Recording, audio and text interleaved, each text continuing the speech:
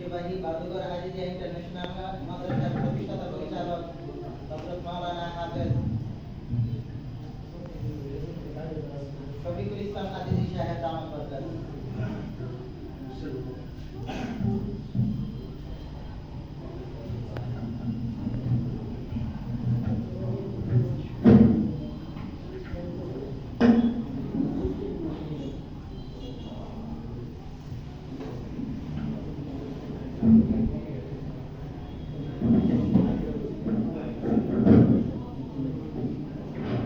السلام عليكم ورحمة الله وبركاته.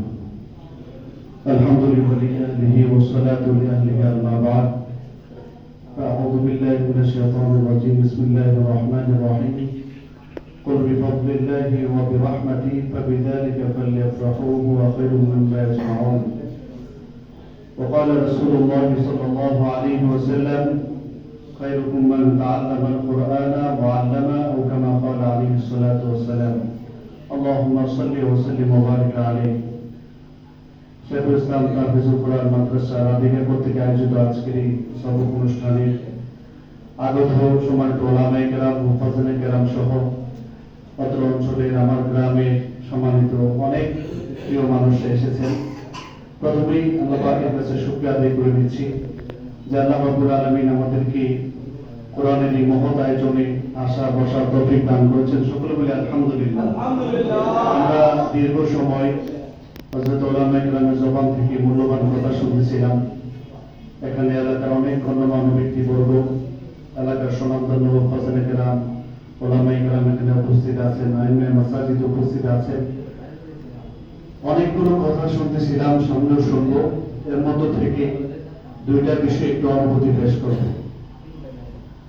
এক নম্বর হলো আল্লাহ তাআলা মানুষকে যত নিয়ামত দিয়েছেন, আল্লাহ বলে সবচেয়ে বড় নিয়ামত মানুষদেরকে আমি দিয়েছি, সেই নিয়ামতের নাম হলো কোরআনুল কারীম। বলুন সুবহানাল্লাহ। আমরা আমাদের চোখে যা দেখি না দেখি এবং যত নিয়ামত আমরা উপভোগ করতেছি, যত নিয়ামত আল্লাহ তাআলা দান করেছেন, এর মধ্যে সবচেয়ে বড় নিয়ামত আমাদের জন্য কোরআনুল কারীম। এই কোরআনুল কারীমের সহি শিক্ষা সম্প্রসারণ হবে, এটা মানুষ কোরআনের সহি শিক্ষা শিখবে, অর্জন করবে। আর কোরআনের দাবি হলো আল্লাহ তাআলা এই কোরআনকে নাজিল করেছেন, পাঠাইছেন একমাত্র উদ্দেশ্য হলো মানুষকে দামি বানানোর জন্য। কোরআন নাজিল হওয়ার পর থেকে নিয়ে পর্যন্ত, কিয়ামত পর্যন্ত যারা কোরআনের সাথে যেভাবে সম্পৃক্ত হবে, কোরআনের সাথে লাগবে, কোরআন শিখবে, শেখাবে, আল্লাহ রাসূল বলে দুনিয়াতে সবচেয়ে দামি ব্যক্তি হলো তারা। কোরআনুল কারীম নাজিল হওয়ার পর থেকে নিয়ে কিয়ামত পর্যন্ত যারা কোরআনের সাথে লেগে যাবে, আল্লাহ তাআলার ওয়াদা, কোরআন যেমন দামি, আল্লাহ তাআলা কোরআন ওয়ালাদেরকে এমন দামি বানাই দিবেন। এখন সিদ্ধান্ত আমাদের, আমরা কি দামি হতে চাই নাকি কম দামি থাকতে চাই? আল্লাহ তাআলা কোরআনের শিক্ষাকে সহজ করে দিয়েছেন। আলহামদুলিল্লাহ, আমরা শুকরিয়া। আল্লাহ তাআলা আমাদেরকে কোরআনের সাথে সম্পৃক্ত হওয়ার মতো তৌফিক দান করেছেন। বলেন আলহামদুলিল্লাহ। অনেকে অনেক মন্তব্যে এরকম বলতে থাকে যে বিল্ডিং এ মাদ্রাসা, পাড়ায় পাড়ায় মাদ্রাসা, বাড়িতে বাড়িতে মাদ্রাসা, মাদ্রাসা বেশি হওয়ার কারণে অনেকের আবার অ্যালার্জিও আছে, ঠিক না? অনেকে এটাকে ভিন্নভাবে উপস্থাপন করতে চায়, তাদের মাইন্ডে এটা লেগে যায়। প্রকৃতপক্ষে এটা কেন করে সে জানে না, ঠিক না? এই রুমের ভিতরে যত বেশি লাইট দেওয়া হবে, রুমটা তত বেশি আলোকিত হবে। সমাজে যত বেশি কোরআনের শিক্ষা সম্প্রসারিত হবে, সমাজ তত বেশি আলোকিত হবে। এটা সে বুঝে না, সে জানে না, যার জন্য সে বিরোধিতা করে, নিজের অজান্তে অনেক অকাট্য মন্তব্য করে ফেলে, ঠিক না? জানে না, জানতে হবে। আজকে আমাদের দাবিটা তো এমন হওয়া উচিত যেখানে মুসলমানের সন্তানের বসবাস, সেখানে কোরআনের বাগান, ঠিক না? এটা আমরা সহযোগী হব।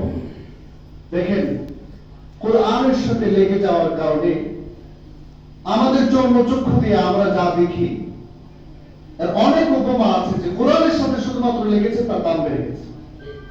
কত কাপড় কতভাবে পরিধান করি, কত জায়গায় ব্যবহার করি, কিন্তু একটু কাপড় দাম যাই হোক না কেন, কোরআনের সাথে লেগেছে, গিলাফ হয়েছে, তো সেটা সকল কাপড় থেকে এটাকে বেশি সম্মান করি আমরা, ঠিক না? কেন? কোরআনের সাথে লেগেছে। কাঠ দিয়ে কত আসবাবপত্র বানাই, কত কিছু বানাইতেছি, কত সামানা ব্যবহার করতেছি, কখনই মনে হয় না কেউ কোনোদিন সালাম করছে ভুলেও। অথচ কোরআনের সাথে একটু রিয়াল নামে কানে টুকরা লেগে গেছে, রিয়াল হয়ে গেছে, দাম বেড়ে গেছে। একটু ভুলে যদি পাওয়া লাগে বা পাওয়ার উপর ওঠে মানুষ সালাম করে, যে বুঝে সে হলো, যে বুঝে সেও সালাম করে। সে জানে যে এটা কোরআনের সাথে লেগেছে, এটা দামি। কার দামি হয়ে গেল, কাপড় দামি হয়ে গেল, কত কাগজ রাস্তাঘাটে পড়ে থাকে, কিন্তু কোরআনের একটু আয়াত, একটা হরফ কোথাও দেখলে আমরা উঠিয়ে সালাম করি, কত ভাবে তাজিম করি, ঠিক না? কেন? যে কোথাও জানি যে এটা কোরআনের সাথে লেগে গেছে। তো কার যদি দামি হয়ে যায়, কাপড় দামি হয়ে যায়, এটা যদি আমার মেজাজে ধরে, তো আমি লেগে গেলে, আমার সন্তান কোরআনের সাথে লেগে গেলে সে দামি হবে, এটা আমার মেজাজে ধরে না। কি কথা বুঝেন না? এরকম মাদ্রাসাগুলো যে হচ্ছে, মাদ্রাসাগুলো পাড়ায় মহল্লায় বিভিন্ন ভাবে মসজিদ ভিত্তিক কোরআনের শিক্ষা যে চলছে, আমাদের অনুশোচনা আসা উচিত যে এত আমার ধারে ধারে কোরআনের মার্কাজ হচ্ছে, কোরআনের শিক্ষার জন্য যে রমজানে বিভিন্ন কোর্স করে মানুষকে ডাকে আসেন, বয়স্করাও শিখেন, বিভিন্ন জায়গায় এরকম দেখি কোরআন শেখার জন্য, দামি হওয়ার জন্য আমাকে ডাকছে, আর আমি সাড়া দিতে পারতেছি না। দুনিয়ার জন্য কত সময় বের করতে পারতেছি, অথচ কোরআনকে সহি করে শেখার জন্য, নিজের সন্তানকে কোরআন শেখানোর জন্য আমার মধ্যে ফিকির নেই।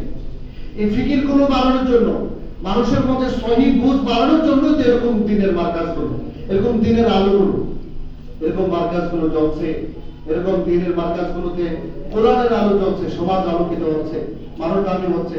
এই সমাজে আপনি যদি বলেন যে সমাজের দুনিয়ার দিক থেকে যদি আমরা সম্মানের আসনে যদি কাউকে বসাতে চাই, কিছু নাম যদি সাজেস্ট করতে বলা হয়, তা আমাদের মধ্য থেকে আমরা কাদের নাম খুঁজবো? যে যারা কোরআনওয়ালা, যারা সমাজের আলেম, যারা হাফেজ, যারা কোরআনের সাথে সম্পৃক্ত, যারা ওই যে আমলের সাথে সম্পৃক্ত, আমরা তাদেরকে সামনে নিয়ে আসবো। প্রাইম মিনিস্টারের পাশেও যদি একজন হাফেজ কোরআন বসে, সেও নীরবে প্রাইম মিনিস্টারের কাছে দোয়া চাবে, প্রাইম মিনিস্টার তার কাছে নীরবে হইলে দোয়া চাবে যে আমার রাষ্ট্রের জন্য দোয়া করেন। কেন? সে জানে যে রাষ্ট্রের প্রধান আমি হতে পারি, প্রধান প্রাইম মিনিস্টার হতে পারি, কিন্তু সে কোরআনওয়ালা, তার সম্পর্ক আল্লাহর সাথে, সে দোয়া করলে সরাসরি করবো। বুঝলেন না? তা আমরা নিজেরা কোরআনওয়ালা হয়ে যাব, নিজের সন্তানগুলোকে কোরআনের সাথে লাগিয়ে দেব। যদি না লাগাতে পারি, তাহলে আমি জেনে বুঝে, রাসূল বলেছেন তারা সবচেয়ে দামি, আর আমি কম দামি হওয়ার জন্য দৌড়াইছি। এই জন্য আমি, যেহেতু আমার এলাকা এটা, আমার অনেক পরিচিত বড় ভাই, ছোট ভাই এবং চাচা, অনেক পরিচিতরা এখানে আছে, সবাইকে বলবো আমরা আপনাদের সহযোগী, আপনাদের সন্তান। আমাদের মিশন হলো যে কোরআনের সহি শিক্ষা সম্প্রসারণ করা। মুসলমানের একটা সন্তান এমন না থাকুক যে সহি শুদ্ধ কোরআন পড়তে পারে না। আপনি নামাজে দাঁড়াইছেন, ব্যবসা থেকে আসছেন, আবার চিন্তা করে দেখুন তো আপনার কোন শিক্ষাটা কাজে লেগেছে। আমাদের মাওলানা মুসা কাকা বলছে যে প্রাথমিক স্টেপ গুলো অতিক্রম না করে কেউ সামনের দিকে অগ্রসর হতে পারবে না। যে নুরানি শিক্ষা যেটা, আপনি নামাজে দাঁড়াইছেন, কোন শিক্ষাটা কাজে লাগছে? ওই যে মুক্তবে সূরা ফাতিহা পড়ছেন, এটা আপনার এখন কাজে লাগছে। বিভিন্ন দোয়া যখন প্রয়োজন হয়, নুরানিতে যা শিখছিলেন, ওই ছোটবেলা মুক্তবে যা শিখছিলেন, তা এখন কাজে আসছে। যে ওই শিক্ষাটা অর্জন করার মতো সময় পায় নাই, সুযোগ পায় নাই, সে আজকে এসে আফসোস, সে দাঁড়িয়ে যেখানে যা করার প্রয়োজন সে সেটা করতে পারতেছে না। ঈদের নামাজে গিয়ে সে জানাজা পড়ে আসতেছে, জানাজা পড়তে গিয়ে ঈদের নামাজ পড়ে আসতেছে। এই ভুলগুলো কেন হচ্ছে? তার প্রাথমিক শিক্ষাটা সম্পন্ন হয় না। রাসূল বলেন এই প্রাথমিক শিক্ষাটা কিন্তু শুধুমাত্র ফর্মালিটি না, আল্লাহ রাসূল এটাকে ফরজ করে দিয়েছেন যে তালাবুল ইলমি ফারিয়াতুন আলা কুল্লি মুসলিম, এটা ফরজ। এই মিশনকে নিয়ে কিন্তু আমরা এগিয়ে যাচ্ছি, চেষ্টা করছি। এরকম প্রতিষ্ঠানগুলো হচ্ছে, এই প্রতিষ্ঠান যে দুইজন পরিচালনা করতেছে আমারই দুইজন ছোট ভাই, খুব আদরের, এবং তাদেরকে প্রতিষ্ঠানের শুরু থেকে এই পর্যন্ত এবং ভবিষ্যতে আমি আমার জায়গা থেকে যে কোনো সাপোর্ট সহযোগিতা লাগে আমি করতেছি, করব বলে দিয়েছি। কিন্তু সবচেয়ে বড় এই প্রতিষ্ঠানের খোরাক হলো ছাত্র। ছাত্র যদি না থাকে প্রতিষ্ঠান চলবে না, প্রতিষ্ঠানের কাঙ্ক্ষিত রেজাল্ট হবে না। আর এই ছাত্র কারা দেবে? আপনাদেরকে দিতে হবে। আপনি যদি জানেন, বুঝেন যে সত্যিকার অর্থে কোরআন ওয়ালাই দুনিয়াতে আখিরাতে দামি, আল্লাহর কাছে দামি, তাহলে আজকের পর থেকে আপনার আমার উপর একটা জিম্মাদারি থাকবে যে প্রতিষ্ঠানটি আগামীতে আরো ভালো চলতে পারে, সুন্দর চলতে পারে। আপনার পরামর্শ দিবেন, সহযোগিতা করবেন এবং ছাত্র দিতে হবে। আমি সকলকে রিকোয়েস্ট করব, প্রাথমিক শিক্ষাটা আমাদের সন্তানদের নুরানি নাজারা এবং তার মেধা যদি গোলায় তাহলে সে হাফেজ হবে। অন্তত নুরানি নাজারা পর্যন্ত আমরা যেন আমাদের ছেলে মেয়ে নাতি নাতি যারা আছে এদেরকে আমরা শিক্ষা দেব। অনেকের একটা ভুল ধারণা আছে, এটা বলে আমি আমার কথা শেষ করব। অনেকে মনে করে মাদ্রাসায় ভর্তি করাইলে তার পুরো শিক্ষাটাই মনে হয় মাদ্রাসায় দিতে হবে, এছাড়া মনে অন্য কোনো কিছু দেওয়া যাবে না।